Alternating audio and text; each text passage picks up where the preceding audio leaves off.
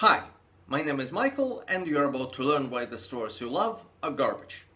And today we're going to talk about Infinity War and Endgame. Those two are basically one movie, part 1 and part 2, so we will do them together.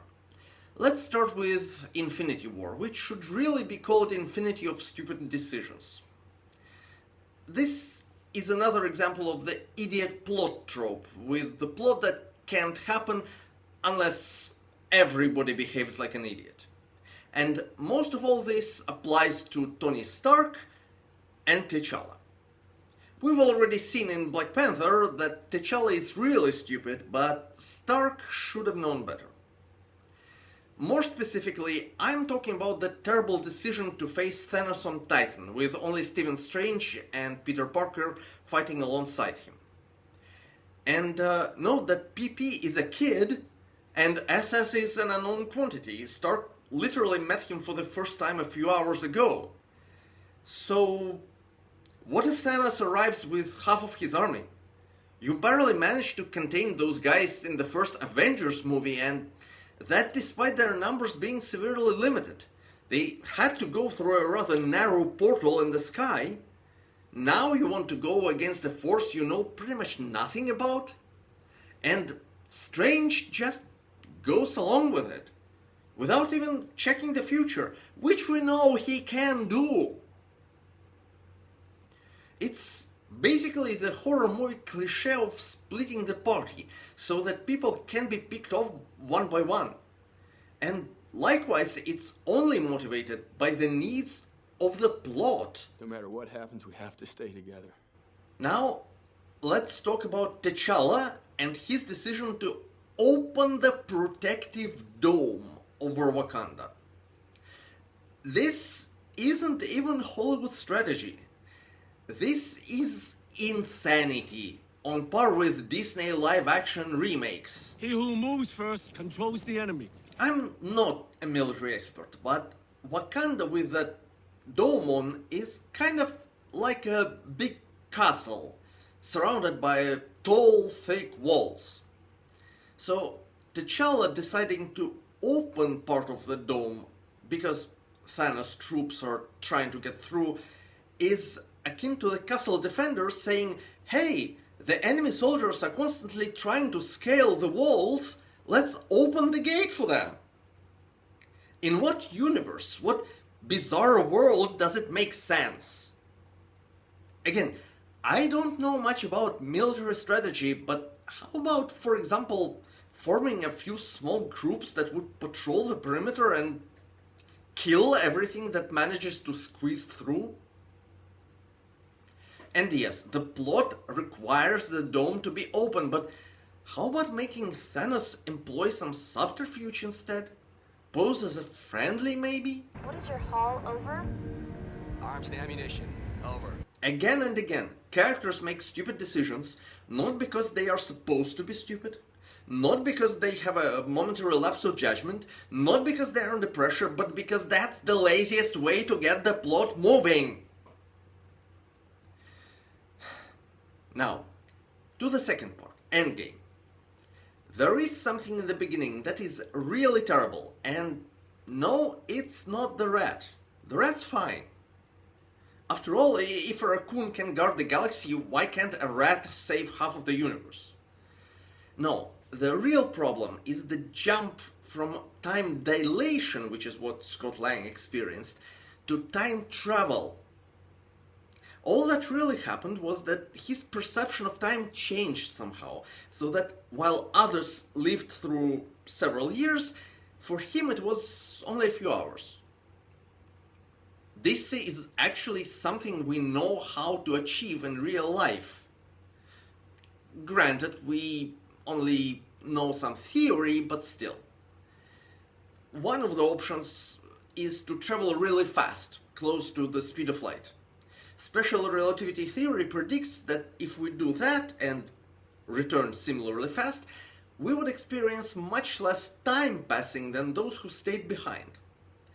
Sure, we can't realistically achieve those speeds now, but that's the problem of engineering and financing.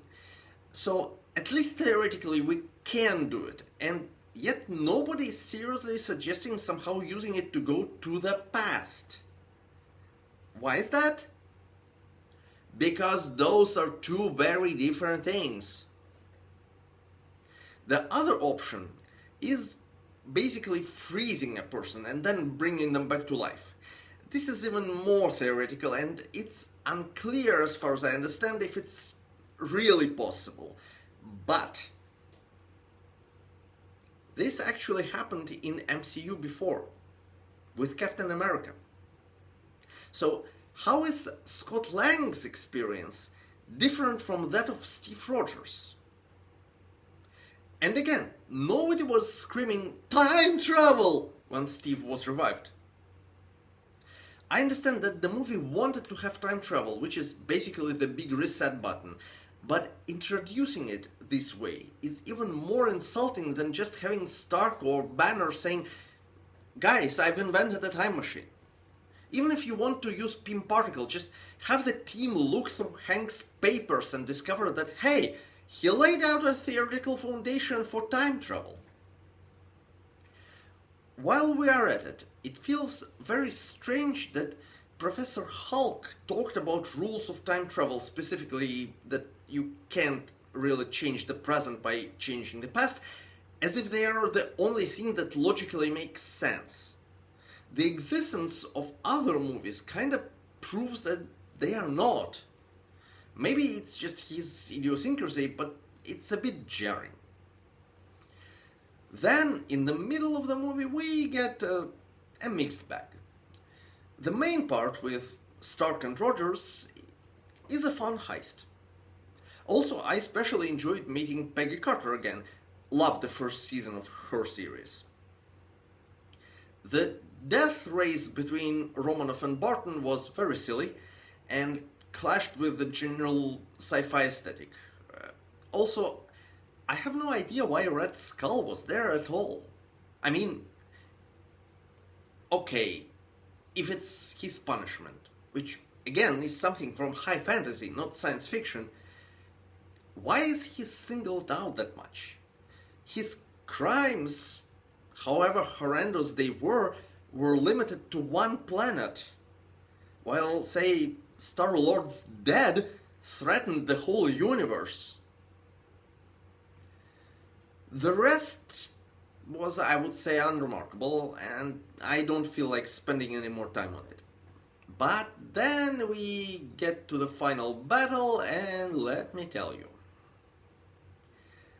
Right from the beginning, we get this. Avengers!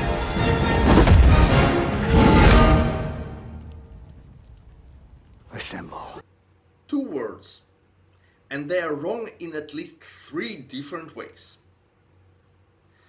One, the majority of the troops on the hero side are either Wakanda warriors or Camouflage wizards. Neither of them joined the Avengers, if I remember correctly. Two, they've all already assembled. And three, well, compare this with how Steve operates in the Avengers. You need men in these buildings. There are people inside and they're gonna be running right into the line of fire. You take them through the basement or through the subway. You keep them off the streets. I need a perimeter as far back as 39th. See? That's what leadership is. It's not about giving a signal. Cap is clearly capable of making a plan. That's one of his best traits. And where is it here? But the other side doesn't fare any better. Thank you, sire, for pointing the enemy to us. We would never have figured it out on our own. Then we have a big chaotic superhero battle where nobody even tries to arrange some semblance of order. Again, look at the Avengers! Barton, I want you on that roof. Eyes on everything. Call out patterns and strays. Stark, you got the perimeter. Thor, you gotta try and bottleneck that portal. You and me, we stay here on the ground. We keep the fighting here. And Hulk.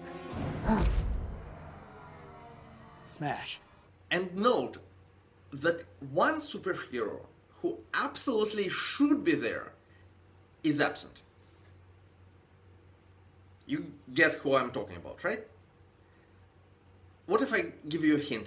That superhero participated in the Battle of New York in, yes, the Avengers. Nothing? Well, I'm referring to the US military, of course.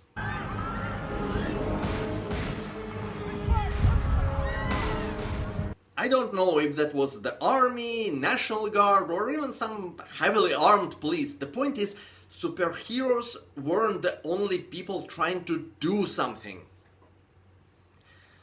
Then Wanda confronts Thanos and he orders an aerial bombardment. But sire, our troops! Exactly! How come Thanos doesn't know that artillery works before infantry? And don't tell me he's insane. Insane doesn't mean stupid. Hannibal Lecter is insane, but his plans do make sense. Then we get that phony girl power moment, which is...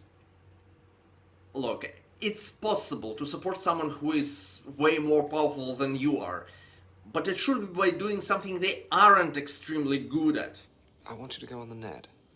Oh, sure, I can do that. All in all, those two movies have a somewhat decent story, but tell it in the most lazy way possible, caring about shiny visuals instead of believable character actions. And it's really sad. That's all I have to say. We'll see you next time. Bye.